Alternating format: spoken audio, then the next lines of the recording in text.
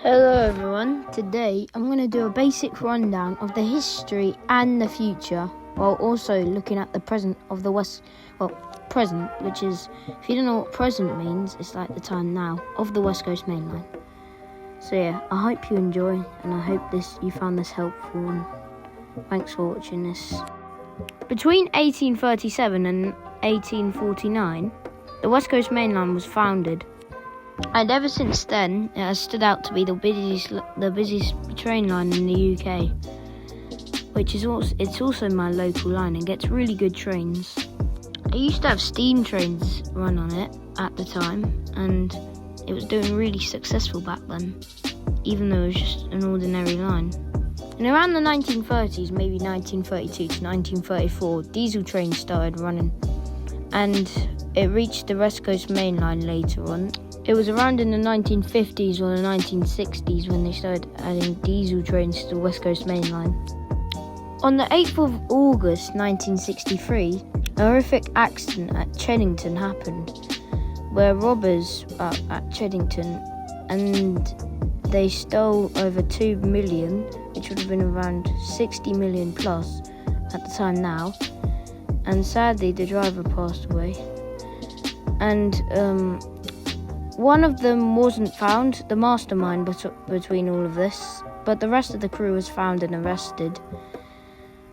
And it was at Cheddington, and yeah, it was a horrific accident that made its mark at Cheddington, and that bridge that it happened on is now one of the most famous train bridges.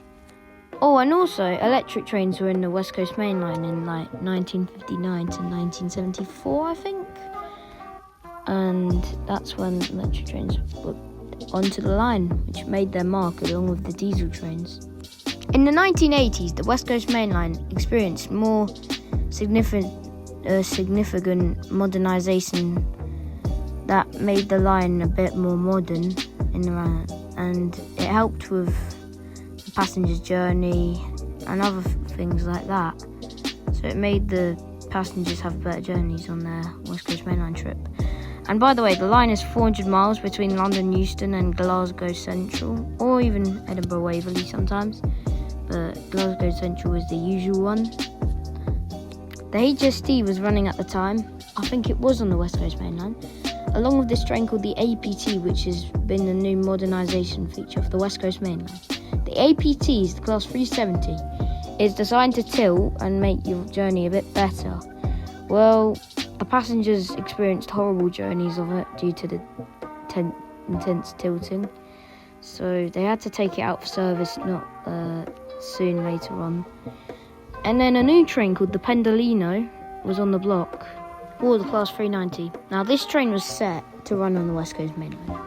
It had perfect tilting and is now one of the most famous trains in all of the UK due to its amazing ability to tilt.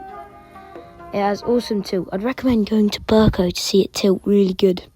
But that's just a tip. There were also many other trains in the 2000 that entered service, like Class 350, Class 221, Class 220, Voyagers, same thing. 321s, 323s, yeah. These are some of the main focuses on the West Coast Main Line that sort of made the West Coast Main Line what the West Coast Main Line is today. These trains are iconic because they've been in service for a long, long time now. And now we will be moving on to the 2010 era of the West Coast Main Line. In 2017, London Midland, a popular train company on the West Coast Main Line, which had lots of services from London to Birmingham, London to Crewe, and like Birmingham to Liverpool Lime Street.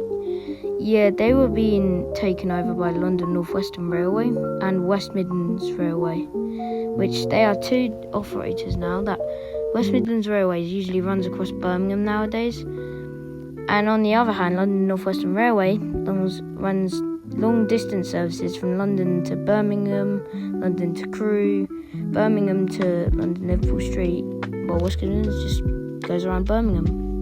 Or the Midlands, not really just Birmingham, also the Midlands. And not long later, in 2019, another change would happen. This involved Virgin Trains being changed to Avanti West Coast on the West Coast main line, and on the other hand, LNER had their they used to be Avanti, it used to be Virgin on there too, but they both got changed after Virgin trains went. There was Virgin trains on the West Coast main line, but it got changed to Avanti. Virgin trains on the East Coast main line, but it got changed to LNER. Yeah, I think you get the point there. These two operators will be dearly missed because they were loved by most of the train community, including me, after being super iconic throughout and serving for many years, but it was sad to see them go. Ending around the 2020s now. They plan to make Aventras and IETs come to the West Coast mainland. If you don't know what they are, IETs are just, you know, LNER Azumas? Yeah, that's what they are. And you know what Aventras are? You know the London Overground, the Elizabeth Line, 720s? Yeah, they're Aventras. In November 2023, the first 730 would run in service along the Tring to London Euston branch, surprisingly because they were running for West Midlands trains at the time. And then on the other hand, IETs would enter service in around 2024, both the A05 and the A07. And then later on, 730-2s would enter service on the 9th of June 2025. The West Coast Main Line has plans to make this line called the East-West Rail, which will take place along many other lines to connect the whole of the UK. So there'll be a line from Oxford to Oxford to Milton Keynes via Bletchley.